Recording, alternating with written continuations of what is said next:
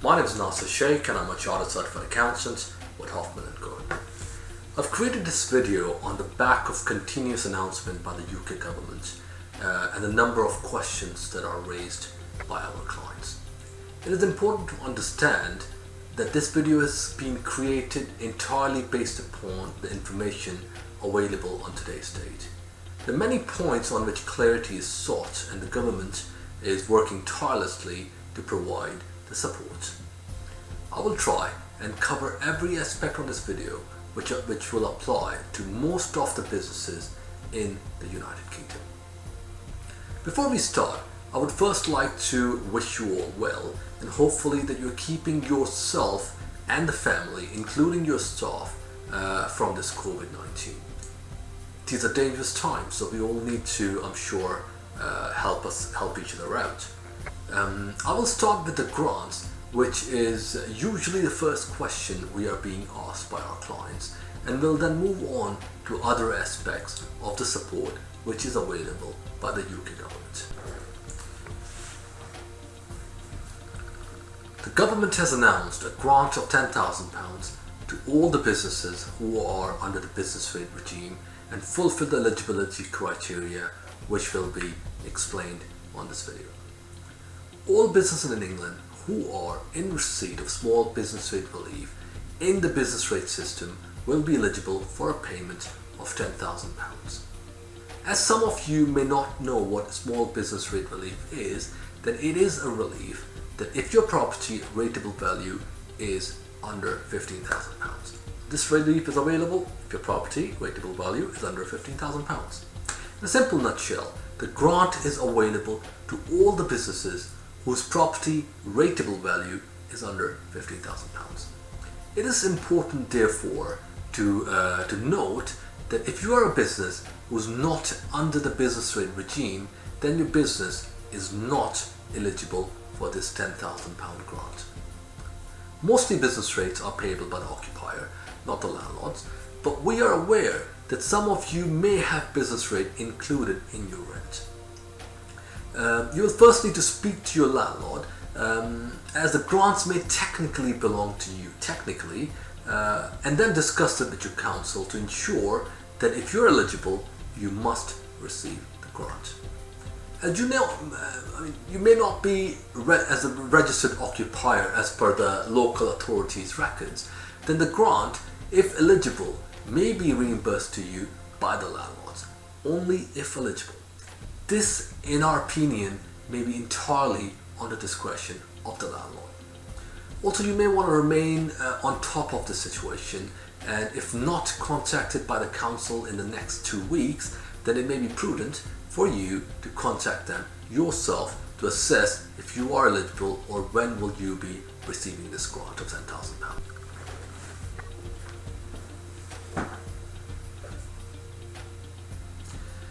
The £25,000 grant is only available to businesses who are in retail, hospitality or leisure business with a rateable value of under £51,000.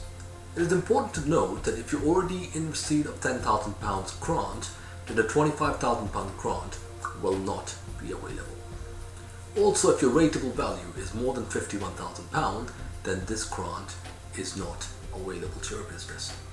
There's also a misconception floating around between the rates paid and the rateable value. Please be informed that the rates you pay is a portion of your rateable value. The rateable value is generally or always higher than the rates you pay. Please refer to your business rate bill where you would notice what your business's or the property's rateable value is. We've been informed that eligible companies will receive one grant per property, which is great news.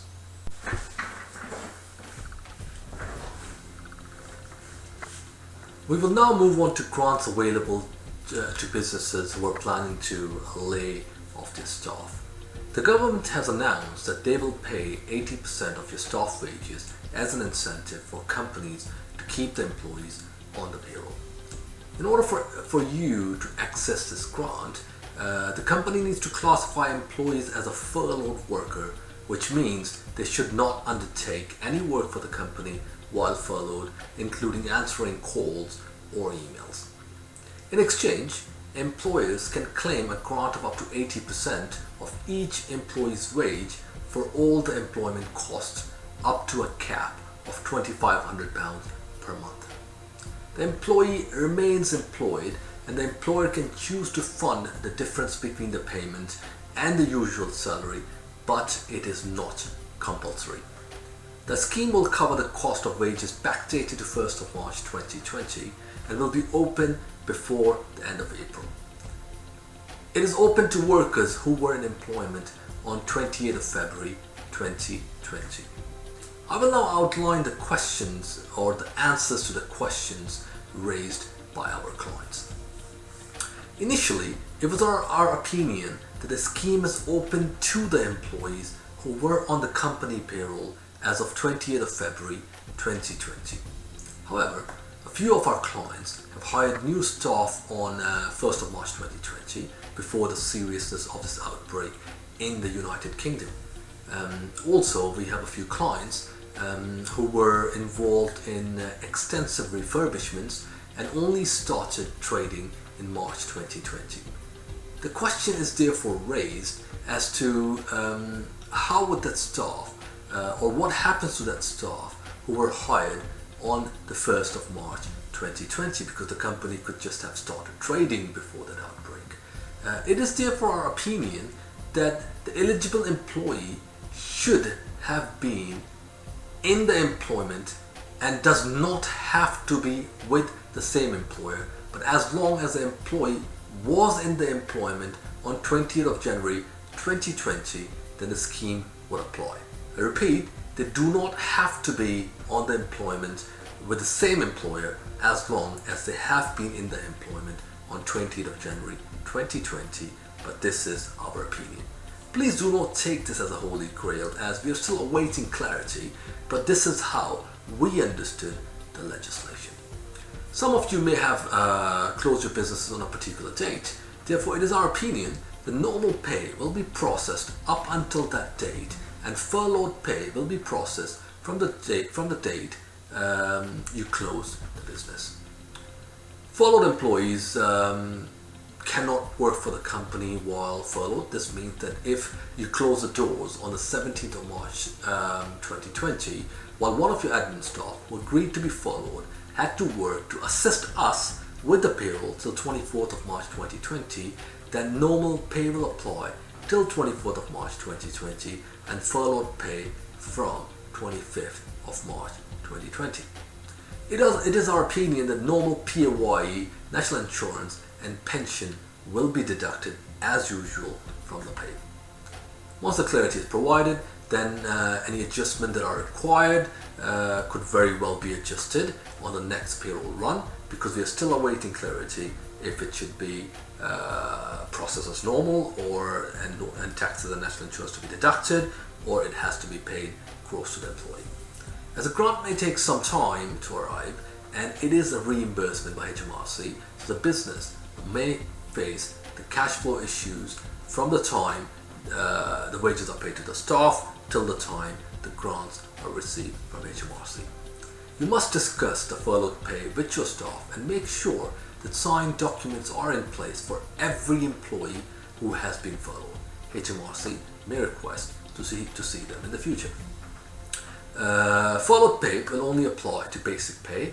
An average of February pay will be taken for employees who have been on irregular payment pattern. Employees who are currently on sick pay will remain to be on sick pay, and furloughed pay will not apply till after or until they are off that sick pay. I believe I've covered every aspect of furloughed pay, and let's move on to our next topic.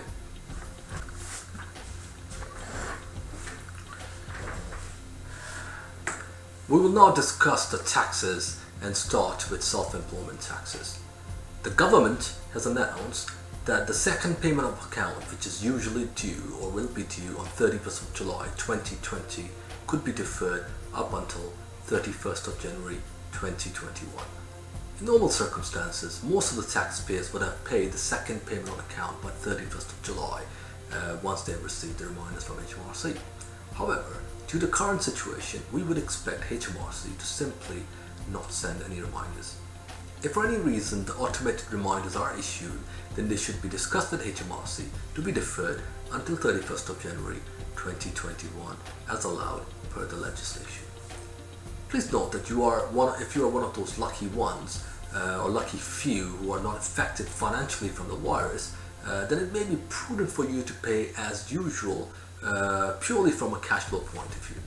However, if you're okay now but unaware of what the future holds, like most of us, then you have the option of deferring the payment up until 31st of January 2021.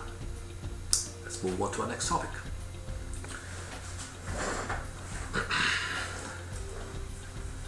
We will now move on to VAT.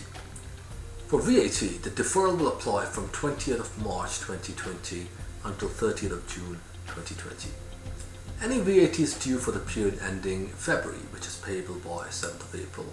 VAT for the period ending March, April, May, and the VAT for the period ending June, which is payable by 7th of August, should be expected to be deferred to 31st of March 2021. This means that you may not have to pay any VAT without penalties and surcharges for the discussed period till 31st of March 2021. Technically a free loan from HMRC. However, VAT payable for the period after 30th of June 2020 will need to be paid on time unless the situation changes. It is our opinion that you should still file your VAT on time. Also, if your cash flow allows you, then you may want to pay small payments towards the liability, because the last thing we want is to have a pile of VAT payable by 31st of March 2020. Let's move on to our next topic.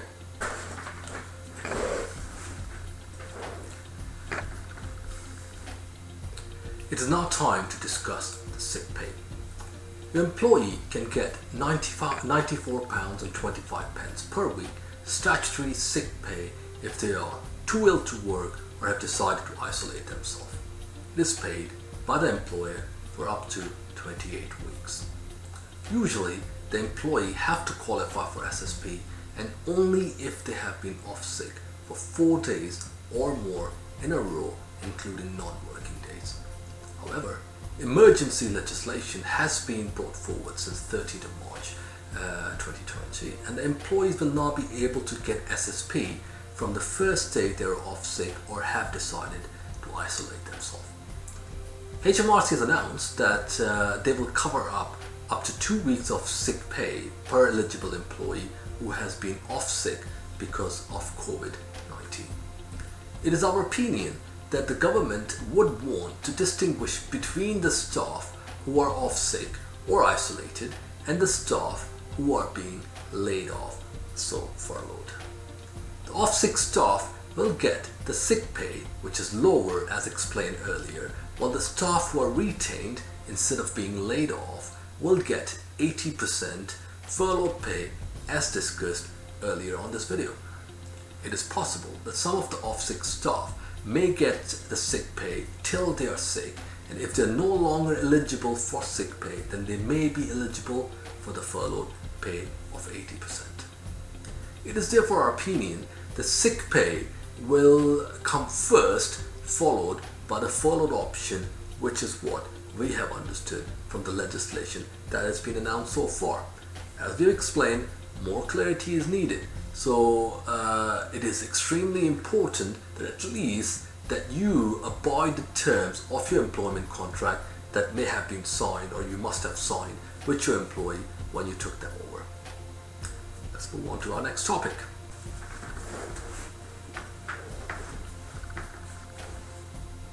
How can we forget the evergreen topic of business loans? A new temporary COVID-19 business interruption loan scheme delivered by British Business Bank is in the process of being launched to support small and medium-sized businesses to access the lending, the bank lending and overdraft. The government will provide lenders with a guarantee of 80% on each loan, subject to obviously a pre-lender cap on claims to give lenders further confidence in continuing to provide finance to SMEs. The government will not charge businesses or the banks for this guarantee, and the scheme will support loans of up to £5 million in value. Businesses can access the first 12 months of the finance interest-free, as the government will cover the first 12 months of interest payments. It is our opinion that banks will still follow their strict lending or credit policies and would like to review your business plan in detail as they would before this COVID-19. As no one really knows how long the situation would last, or remain, that it is most likely that banks may approve your loan based upon your previous or historical figures, as forecasted figures are bound to be inaccurate. It is therefore important that you outline the expenses that you may need to fund due to lack of business or the closure of business. The bank may want to see if you're eligible for any £10,000 or £25,000 grants, as we discussed before, and if you have applied for them before they can release any funding. They may also not be willing to lend you the funds either to pay your own salary or the furloughed staff, considering the government has promised to pay those wages, unless if you cannot cover those furloughed wages for the next month till the government has released the grants payable to the business. They may also ask if you have negotiated payment terms with the landlords or your suppliers, because they would want to see that if you have technically sought interest-free loans for a smaller period from your suppliers or from your landlords, who are generally willing in these circumstances. The bank guidelines may be less strict, but we foresee that there may be many hoops to jump to secure these business loans. It's not going to be as easy as the government suggests it would be. If you are a new business and have no previous financials to provide, then you may need to provide the bank with your original business plan before the outbreak, the amount you've already invested in the business, and the term that you have negotiated with the landlord as per your lease. The higher the amount invested may result higher the trust by the bank and could result in you securing the business loan. Obviously no promises. These are generic understanding of ours discussing with numerous banks and lenders, but again, these were the usual answers we were provided by the lenders. One thing we are certain that it is the banks will not be easy to deal with, and rightly so, as they will be answerable to the government for any loans that may be defaulted due to the situation. So we need to work hard. We need to make sure that we have our documents ready before we apply for the loan, because these are the questions we are sure to expect from the bank before any loans are applied. Shall we move to our next topic?